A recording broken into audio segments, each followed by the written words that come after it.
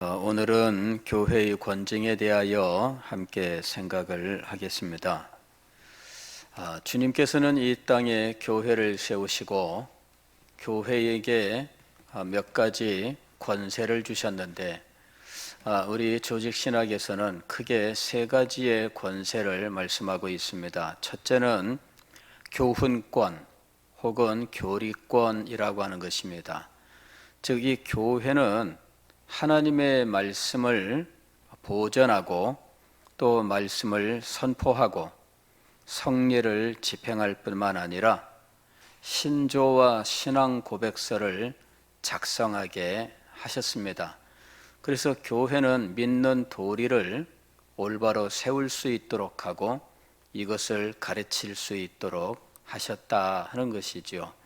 이 권세는 교회가 가지고 있는 고유한 권세다라고 하는 것입니다. 두 번째의 권세는 이제 사역권이라고 부르는 겁니다. 교회는 은사에 따라서 각종 섬김의 자리에서 이제 섬기는 권세를 받았다 하는 것이죠. 그래서 교회는 봉사의 자리에서 봉사하게 하는 이런 일들을 하는 것입니다.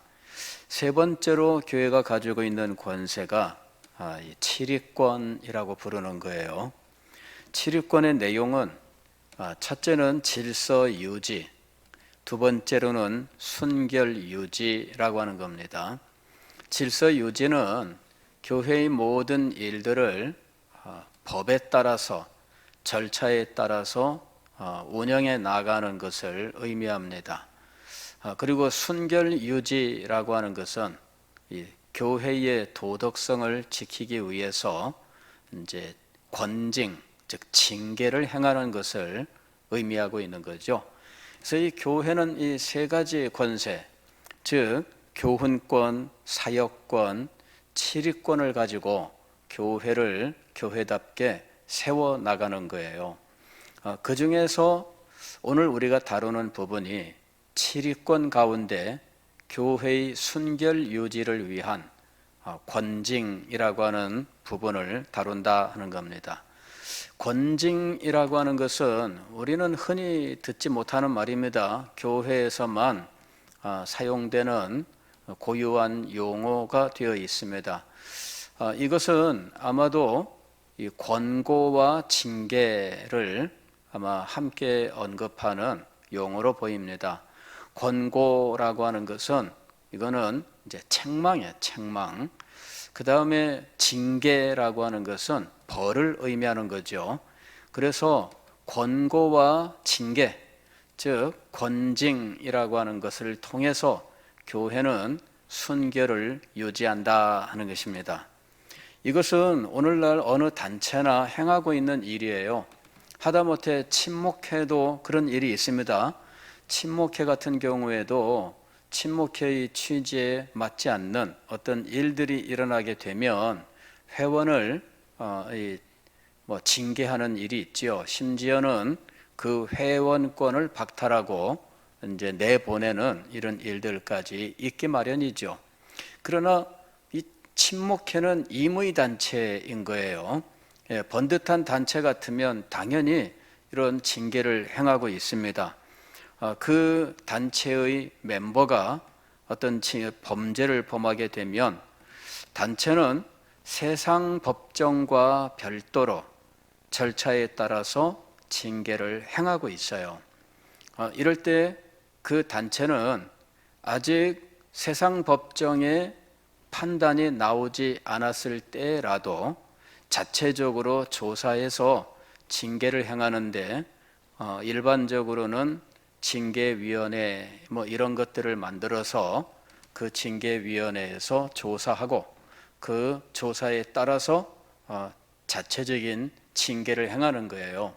그래서 어떤 사람이 죄를 짓게 되면 세상 법정을 통해서 벌을 받을 뿐만 아니라 그 단체 혹은 직장에서도 벌을 받는 이런 일이 오늘날은 거의 일반적입니다.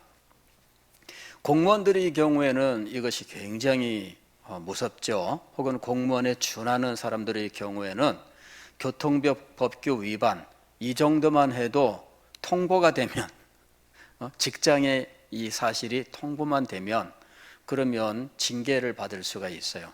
그 중에서 음주운전 같은 거는 굉장히 심각합니다. 이런 것들은 뭐 직장에 통보되면 아주 심각한 이런 징계가 진행이 되고요. 그 다음에 뭐 어떤 그 성추행 뭐 이런 것과 연루되면 그야말로 요새는 패가망신하는 이런 일이 일어납니다. 예, 뭐 재판 과정에서도 그야말로 엉망이 되고요. 직장에서도 뭐 이 성추행과 연결됐다 이러면은 직장 뭐 떠나야 됩니다. 그리고 이 사람은 그 다음에는 뭐 다른 직장에 취직할 생각을 말아야 돼요. 아예 그냥 평생 나는 그냥 자영업하면서 살겠다. 이런 정도 굉장히 무서워요. 그러니까 이 직장에서의 징계 이거는 세상 법정의 재판 결과와 상관없이 자체적으로 이런 일들이 뭐 지금은 이루어지고 있어요. 이건 뭐 거의 이제는 보편적인 상황이죠. 그러나 이 신앙 고백서가 만들어지던 시대에는 이런 일들이 거의 뭐 없는 시대입니다. 그 시대에는 이런 일들이 거의 없고 그냥 세상 정부, 세속 정부가 그 당시에 뭐 이 입법, 사법, 행정 뭐 이런 구분이 뚜렷하지 않은 시대에 왕권이 이 모든 것들을 거의 독점하고 있는 이런 시대에 그리고 단체도 오늘처럼 다양하지 않은 시대에는 그냥 왕이 가지고 있는 이 사법권 이것이 절대적이었다 하는 것이죠. 그리고 기독교 국가에서는 왕권이 바로 이 교회 내에서까지 바로 이런 사법권을 행사하고 있었던 것입니다. 그러나 이제 종교개혁 이후에는 왕권이 교회의 이 사법권을 가지고 그대로 세상 법정에서 재판하듯 교회 안에서까지 왕권이나 혹은 왕의 위임을 받은 정부 관리가 이제 이런 일들을 행하는 것에 대하여 옳지 않다 이렇게 판단하고 이에 대해서 저항을 하는 일들이 있었던 거예요. 그러니까 교회 안에서 어떤 징계에 해당하는 일들을 행한다면 세상 법정은 세상 법정이 할 일을 하면 되고 교회 안에서는 교회 안에서 소위 교회의 권세로서 이 일을 해야 된다라고 하는 이 원리를 이제 세워 나갔던 것이죠. 이것 때문에 아주 많은 어려움을 겪었어요. 왕은 왕대로 교회는 왕의 통치 밖에 있나? 아니다. 교회도 다 왕의 통치 아래 있는 거다. 이러면서 왕권을 가지고 교회를 다스리려고 하고 교회는 교회대로 왕은 세속에 대하여는 권세를 갖지만 교회에 대하여는 왕도 그냥 교회의 한 지체일 뿐이고 그리스도의 한 종일 뿐이다. 이제 이렇게 주장을 한 거예요. 이래서 왕권과 교회의 권세 사이에 대립이 있고 이것 때문에 많은 다툼과 어려움이 있었던 거예요. 그것 때문에 교회는 왕으로부터 핍박을 받고 하는 이런 일들이 일어났던 것이죠. 종교개혁 이후에 영국에서 스코틀랜드에서 특별히 이런 문제들이 많이 발생을 했습니다. 그래서 이 교회의 이 권세, 다시 말씀을 드리면은 교훈권, 또 치리권, 사역권 이 부분을 놓고 왕은 왕대로 내가 교회의 머리다. 그러므로 내가 이 모든 것들을 정해주는 대로 해라. 이렇게 하고 교회는 교회대로 왕이 정해주는 대로 하는 것이 아니라 교회는 성경에 따라 성경의 원리에 의해서 교회가 이 문제들을 세워나가야 된다, 이렇게 주장을 한 거예요.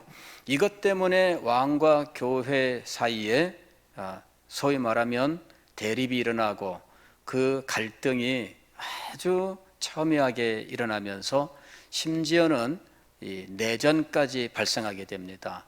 왕과 교회 사이에 전쟁이 일어나고, 그래서 왕이 교수형을 당하고 하는 이런 비극도 일어나게 되고, 왕은 왕대로 나중에 교회 이 사람들을 뭐 감옥에도 보내고 사형도 시키고 이제 이러는 일들이 있었다 하는 거죠.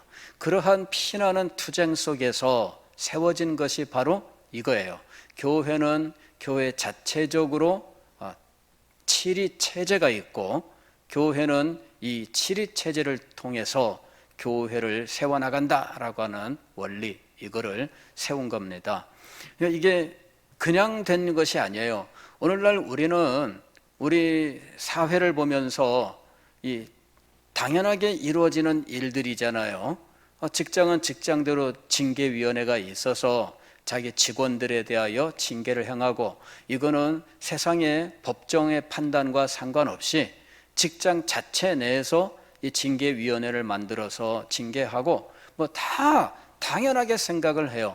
그런데 이 사회에서 지금 당연하게 진행되고 있는 이 일들이 실상은 교회가 피 흘리는 투쟁을 통해서 확보한 것들이다라고 하는 거예요. 알고 보면은 교회 때문에 이런 일들이 만들어진 거예요. 교회가 최초에 이 왕권에 대하여 이 권세를 주장하고 대항을 하고, 그리고 피 흘리는 투쟁을 하고 많은 사람들이 감옥에 가고 죽고 하는 일들을 통해서 이런 것들이 이루어졌고, 이것이 사회에 오늘날 이런 원리로 남게 된 거죠. 그래서 세상 사람들은 알지 못하지만, 그러나 교회로부터 많은 도움을 얻었다라고 하는 것을 알아야 돼요. 웨스민스터 신앙고백서가 작성되던 그때 바로 그런 피 흘리는 투쟁들이 있었던 거예요. 이 신앙고백서가 만들어질 때, 그때 사실은 그 당시의 왕이 찰스 1세라고 하는 왕이었는데, 이 왕과 내전이 있었어요. 이것을 청교도 혁명이라고 불러요.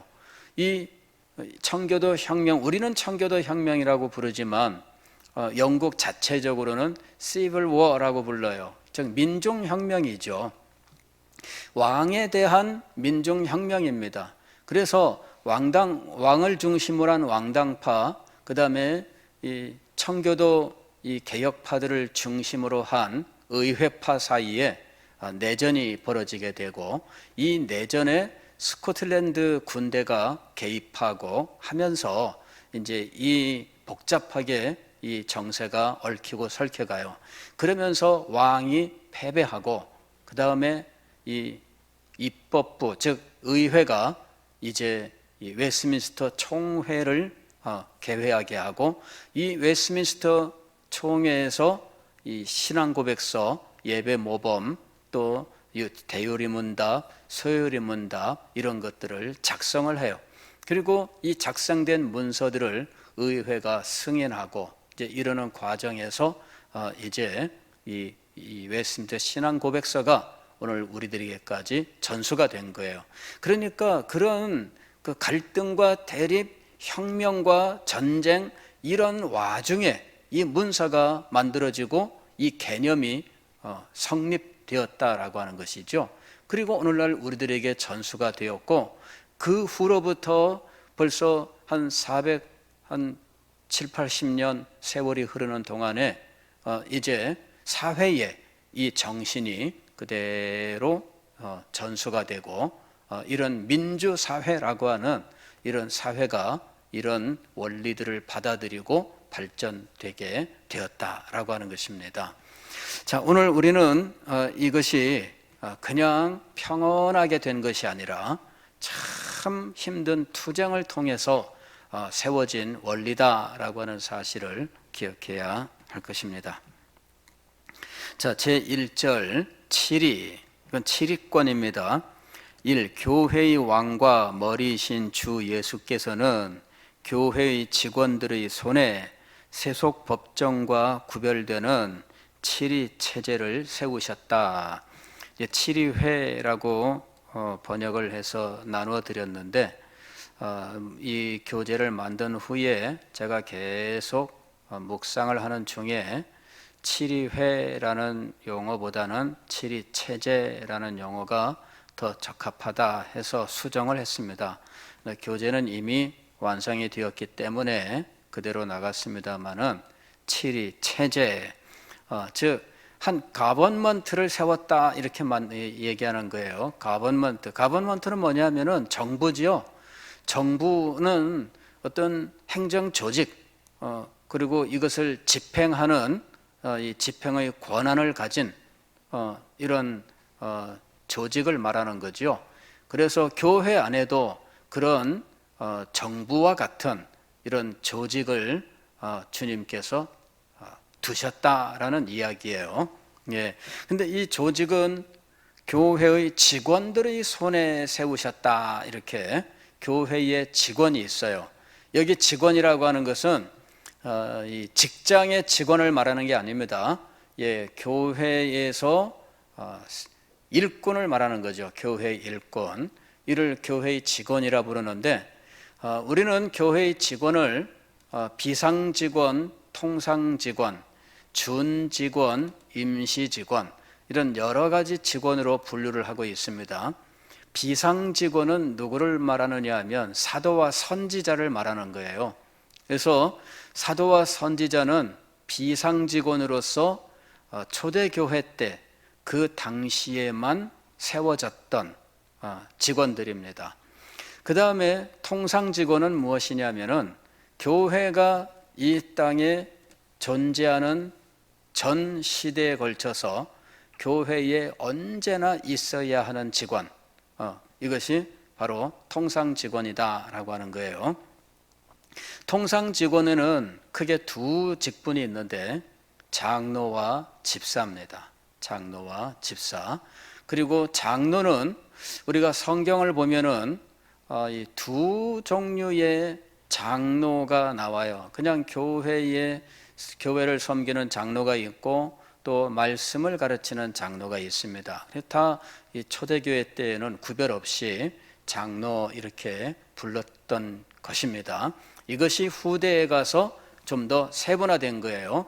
말씀을 가르치고 선포하고 성례를 집행하고 하는 이 사람들은 이제 성직자라고 해서 발전을 하고, 그 다음에 이 그냥 평신도로서 장로는 사실은 후대에는 거의 사라졌어요.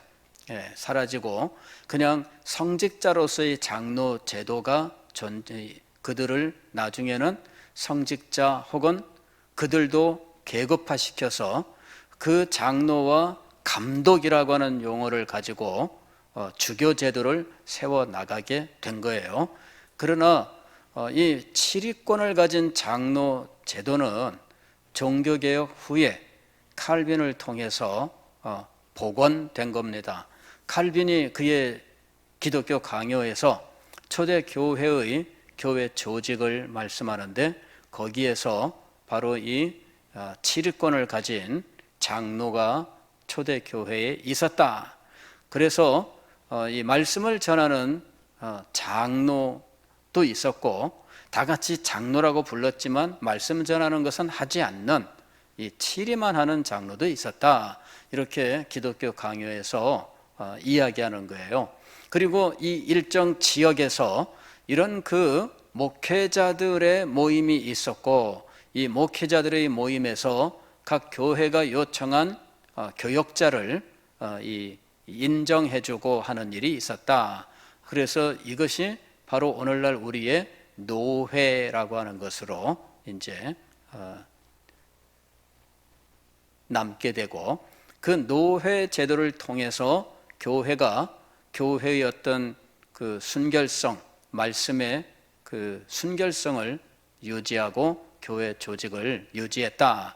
이것이 칼빈의 기독교 강요에서 말하는 초대 교회의 모습이에요. 그리고 그 모습이 오늘날 장로 교회의 모습이다라고 하는 겁니다. 그래서 교회의 직원 하게 되면은 일단 기본적으로 장로와 집사가 그 모체가 되고 있다라고 하는 거예요. 그 다음에 이제 이 장로는 오늘날 우리는 장로회 해가지고 당회라고 하는 이런 그 치리회를 구성하게 되고, 그 다음에 이 교회 연합을 이루는 이 치리회가 있는데 이것이 노회라고 부르는 거예요. 그리고 이제 우리는 한 나라 안에 총회라고 하는 이 큰 단위 속에서 이 치리 체제를 이루고 있다라고 하는 것입니다. 그리고 이 치리 체제는 이 교회의 멤버들에 대한 당연한 이 권징, 즉 이 권고와 징계라고 하는 이런 사법적인 절차를 행할 수 있게 된 겁니다. 이것이 제1절의 내용이에요. 교회의 왕과 머리이신 주 예수께서는 교회의 직원들의 손에 세속법정과 구별되는 치리 체제를 세우셨다. 아까 교회의 직원에 비상직원, 통상직원, 준직원, 또 임시직원 이런 여러 직원들이 있다 하고 말씀을 드렸는데, 준직원은 무엇인가? 준직원은 강도사를 말하는 거예요. 강도사는 준직원이라고 불러요. 이 준직원이란 정직원이 되기 전 단계죠. 예. 그래서 과도적인 직분입니다. 그러니까 강도사라고 하는 직분은 설교자라는 명칭입니다. 영어로는 프리처인데 사실은 뭐 프리처 하게 되면은 목사를 가리키는 말이기도 해요. 그렇지만은 우리는 설교권을 받은 과도적인 직분자를 강도사라고 부르는 거예요. 예, 그래서 이 강도사를 준직원이라 이렇게 불러요. 임시직원도 있습니다. 임시직원은 교회가 필요에 의해서 이 임시로 세우는 직원이다라는 말입니다. 대표적인 직분은 서리집사예요. 서리집사는 정식 집사는 아닌데 정식 집사가 아닌데 집사의 일을 맡아보게 하는, 그래서 임시 직원이라 이렇게 부르는 겁니다. 그리고 서리집사와 같은 임시 직원으로서는 이제 권사, 뭐 이런 전도사, 뭐 이런 일들을 맡은 분들을 이제 임시 직원이라 이렇게 부르고 있습니다. 그러나 여기 신앙고백서에서 말하는 직원은 이 장로들을 의미하는 거죠. 그래서 오늘 우리 장로회에서는 이 장로들로 치리회를 구성하고 이 치리회로 하여금 교회를 치리하게 하셨다라고 하는 거예요. 예, 그것이 1절의 내용입니다. 제2절 치리의 권세. 이 직원들에게 천국의 열쇠가 위탁되었다. 그로 인해 그들은 말씀과 권징으로서 죄를 그대로 두거나 용서하기도 하며 회개하지 않는 자들에 대하여는 천국의 문을 닫고 필요한 경우 회개하는 죄인에게 복음의 사역과 권징의 해벌로서 천국 문을 열어줄 권세를 가지고 있다. 그러니까 교회의 직원, 여기 직원은 이 장로회를 말하는 거예요. 이 장로, 즉 치리 장로들에게, 치리권을 가진 장로들에게 천국의 열쇠가 맡겨졌다는 이야기예요. 그래서 그들은 이 천국의 열쇠를 가지고 천국 문을 열기도 하고 닫기도 한다라는 이야기죠. 오늘 우리가 읽은 성경 말씀이 바로 이제 이런 과정을 말씀하는 거예요. 15절 보면은 네 형제가 죄를 범하거든 가서 너와 그 사람과만 상대하여 권고하라 그랬습니다. 이거는 어떤 형제가 범죄를 했습니다. 그럴 때 내가 그것을 알게 되었어요. 그럴 때 이건 개인적인 차원의 문제입니다.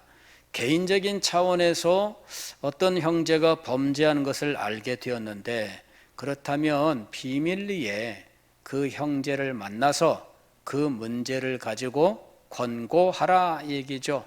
그게 잘못되었다 하는 사실을 지적하고 그에게 그 죄를 회개하고 떠날 것을 이제 권면하라 하는 이야기예요. 이것이 이제 권고입니다. 그리고 그 다음에 만일 들으면 네가 네 형제를 얻은 것이요. 그 사람이 그 말을 듣고 아 맞아 내가 잘못했어. 알겠습니다. 내가 회개하고 다시는 그런 일을 행하지 않겠다. 이렇게 하게 된다면 정말 그 형제를 내가 비밀리에 이렇게 얘기를 해서 그 형제가 돌아오게 되면 나는 비밀을 지키고 그 형제는 회복하게 되고 이렇게 되는 겁니다. 근데 듣지 않으면 어떻게 할까? 뻔뻔하게 내가 뭐 잘못했는데 뭐 이런 식으로 나오고, 예, 아니면은 그냥 네가 뭔데 뭐 이런 식으로 나온다면 어떻게 할 것이냐? 이것이 이제 16절입니다. 만일 듣지 않거든 한두 사람을 데리고 가서 두세 증인의 입으로 말마다 확증하게 하라. 즉 이번에는 여러 형제들이 그 일을 잘 다룰 수 있는 신앙도 있고 지혜로운 사람들과 함께 이 사람을 만나서 이 이야기를 하나하나 따지고 그 사람에게 증거가 되게 하라. 이제 이런 이야기죠. 이제 그래도 안 들으면 어떻게 할 것이냐? 교회에 말하라 이거죠. 17절. 만일 그들의 말도 듣지 않거든 교회에 말하고 교회의 말도 듣지 않거든 이방인과 세리와 같이 여기라. 이방인과 세리와 같이 여기라 하는 말은 교회 멤버가 아니다. 이렇게 교회의 멤버가 아니다. 즉 제명하라 그 얘기입니다. 제명하라. 이 제명을 우리가 교회에서 흔히 쓰는 말로는 출교라는 거예요. 출교. 교회 밖으로 내보낸다라는 것입니다. 예, 이것이 바로 이 권증의 절차라고 하는 거예요. 18절은 이렇게 해서 교회 밖으로 내보낼 경우 그것이 효력이 있다는 겁니다. 진실로 너희에게 이르노니 무엇이든지 너희가 땅에서 매면 하늘에서도 매일 것이요 무엇이든지 땅에서 풀면 하늘에서도 풀리리라. 현대 사회는 이제 도시화가 아주 크게 발달을 했습니다. 이 도시가 과거의 도시와는 비교할 수 없을 정도로 엄청나게 커졌고, 그리고 도시의 기능, 또 인간의 그 도시 속에서의 삶, 이런 모든 것들이 과거와는 비교할 수 없을 만큼 완전히 변했습니다. 그래서 이제 과거와는 전혀 다른 반응들이 참 많이 나와요. 예, 과거에는 사람들이 이 거주 이전의 자유가 그렇게 많지 않았어요. 옛날에는 한 마을에서 태어나면 죽을 때까지 그 마을에서 살다가 죽는 사람들이 대부분입니다. 그 지역을 떠나 살 수 있는 사람들은 많지 않았어요. 거주 이전의 자유, 이거는 이 도시화가 진행되면서 이것이 우리에게 정착이 된 거지, 예전에는 이런 이 자유를 가진 사람들이 거의 없었습니다. 그냥 태어나면 평생 그 땅에서 살다가 그저 그 땅에서 그저 농사 짓고 이렇게 하면서 살다가 그냥 그 땅에 묻혀 그냥 떠나고 마는 거죠. 그런 사람들이 대부분이에요. 이제 그런 시대에 교회의 징계는 굉장히 무섭죠. 예, 그 지역을 떠날 수 없잖아요. 떠날 수 없으니까 교회에서 이런 여론 혹은 정식 어떤 교회의 징계 이런 것들이 임하면 이거는 굉장히 무서운 거예요. 그런데 도시화가 진행되고 거주 이전이 자유롭게 되면서 사실은 이런 권징의 이런 효과가 상당히 희석되고 말았다라고 하는 거예요. 그냥 떠나버리면 끝나니까, 그죠? 이사 가면 끝나는 것이고, 심지어는 요새 같으면은 이 교회조차도 옮겨버리면 끝나버리고 이제 이런 식입니다. 그러나 오늘 성경 말씀을 보면 어때요? 그렇지 않다라는 것을 알 수 있습니다. 예, 진실로 너희에게 이르노니 무엇이든지 너희가 땅에서 매면 하늘에서도 매일 것이요 무엇이든지 땅에서 풀면 하늘에서도 풀리리라. 이건 뭐냐면은요, 우리 서대신 교회에서 혹 어떤 징계가 있었다면 교회를 떠나 다른 곳에 가서 숨기고 새 가족으로 환영받고 10년 후에 안수집사 장로까지 되었다 할지라도 천국에서는 인정 못 받는다는 이야기입니다. 예, 그 문제는 반드시 서대신 교회에 와서 풀어야 돼요. 여기에서 풀지 아니하고 다른 곳에 가서 아무리 크게 성공해도 하나님께서는 그것을 인정하지 않으신다라고 하는 거예요. 여기서 이미 매여 있기 때문이에요. 풀어야 됩니다. 이제 이런 무서운 사실을 아는 사람들은 한때는 고집을 피우고 해가지고 마음대로 하다가 나중에 교회에 와가지고 풀어주세요 이러는 일들이 있습니다. 특별히 노회에서 목사님들의 경우에 그런 일들이 많이 있어요. 목사님들이 노회로부터 어떤 징계를 받았을 때 그때는 그냥 감정적 반응을 보일 수도 있고요. 이러면서 내가 이 노회 떠나면 내가 못 사나 이런 식으로 해요. 근데 가만히 보면요, 이 목사님들이 나중에 나이 많이 들고 하나님 앞에 갈 때가 되면 그때 무서움을 갖게 되는 거예요. 두려워지는 거죠. 이거 내가 풀지 못한 채 이 주님 앞에 가서 갈 수나 있을까? 이제 이런 거예요. 예, 그래서 회개하고 풀어주세요 하고 오는 경우들이 종종 있습니다. 예, 목사님들이라고 벌 받는 사람이 많은 것도 아니다 보니까 그런 일들이 자주 있는 건 아니에요. 그러나 해벌이라고 하는 이 절차, 이것을 노회에다가 와서 부탁하고 하는 일들이 있다라고 하는 것이죠. 예, 교회의 권세, 이거 굉장히 무서운 줄 알아야 돼요. 현대 사회와 같이 이렇게 거주 이전의 자유도 있고 익명성도 있고 사생활도 보존되고 이러는 사회, 이런 사회의 이런 모습 속에서 사실은 그냥 묻혀서 넘어가는 일들이 참 많은데 우리는 분명히 알아야 됩니다. 교회의 권세가 얼마나 무서운지, 하나님께서 그 교회가 메어놓은 것은 하나님께서 그대로 인정하신다라고 하는 것입니다. 이것이 바로 이 18절의 말씀이에요. 진실로 너희에게 이르노니 무엇이든지 너희가 땅에서 매면 하늘에서도 매일 것이요 무엇이든지 땅에서 풀면 하늘에서도 풀리리라. 자, 이것이 제 2절에 나오는 말씀입니다.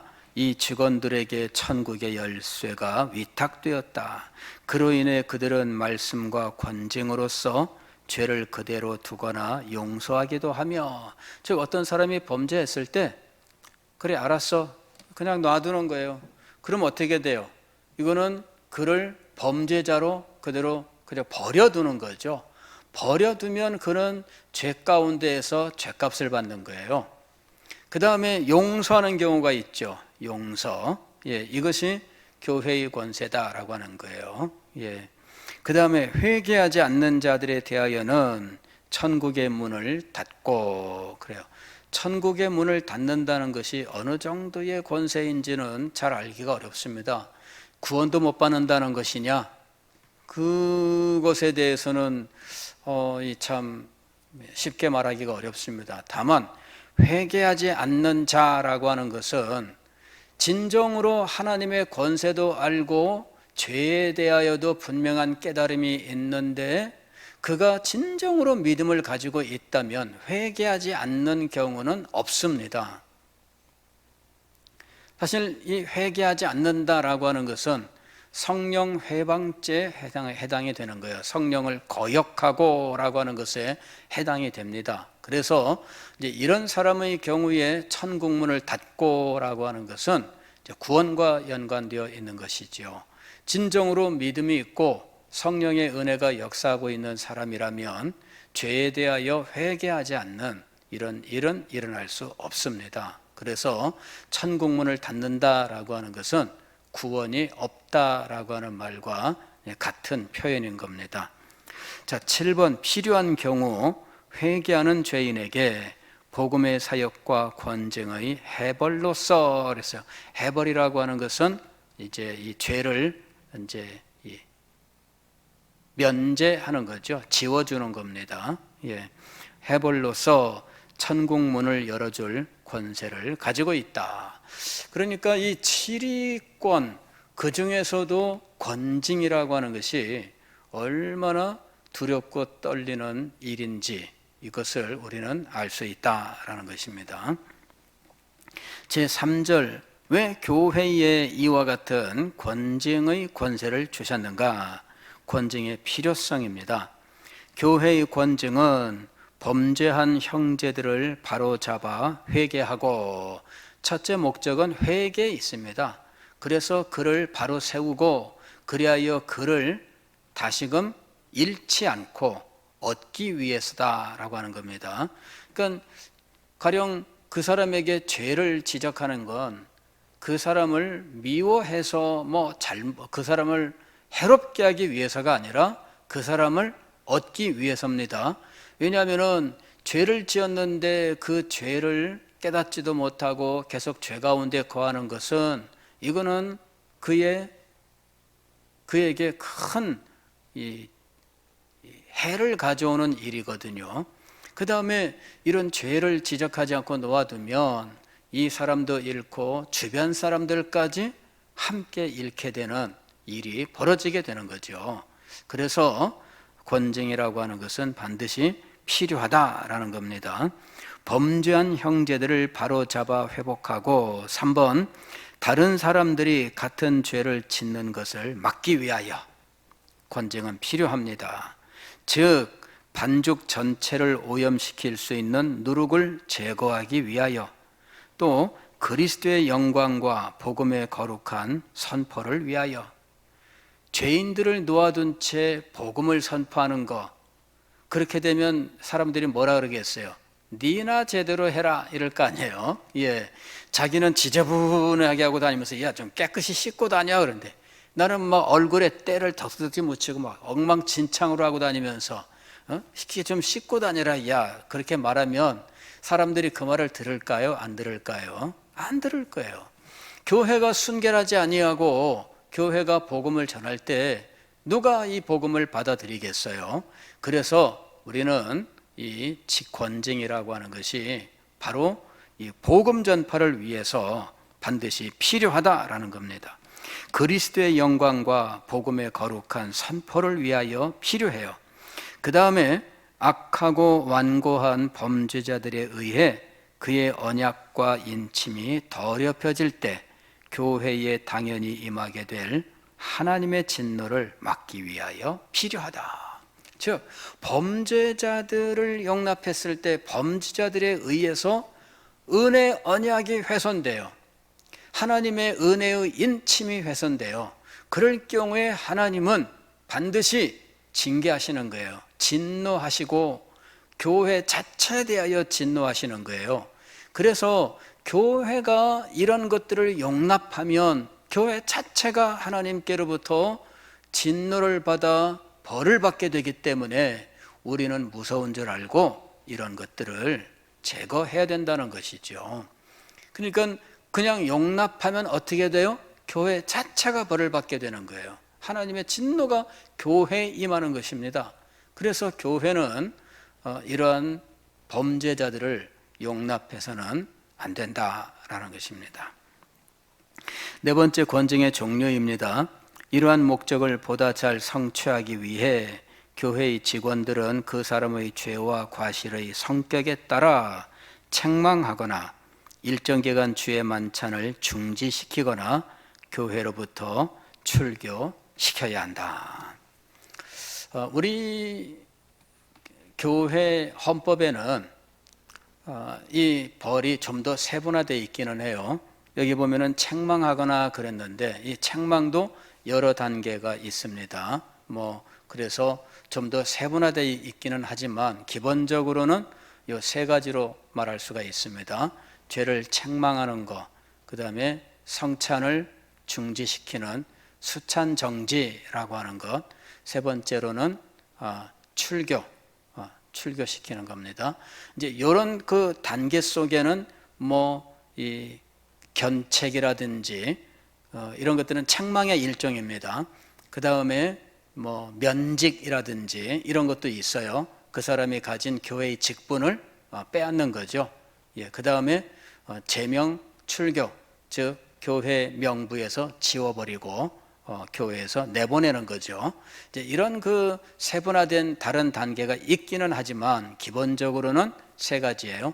책망과 수찬정죄와 출교, 요 단계를 거쳐가면서 그 사람의 죄의 성격, 또 죄의 정도, 회개의 여부 이런 것들에 따라서 이런 다양한 벌의 종류를 가지고 징계를 하고 교회를 순결하게 유지하게 되어 있다라는 것입니다. 이것은 영혼들을 위하여 필요하고 또 우리 교회가 그리스도의 영광을 선포하고 복음을 선포할 때 그 선포의 능력을 위하여도 필요한 일입니다. 그리고 복음이 선포하고 있는 은혜 언약 또 하나님의 은혜 이런 모든 것들을 보존하기 위해서 때로는 이 잘못들을 지적하고 징계하는 권징이 필요하다는 것입니다.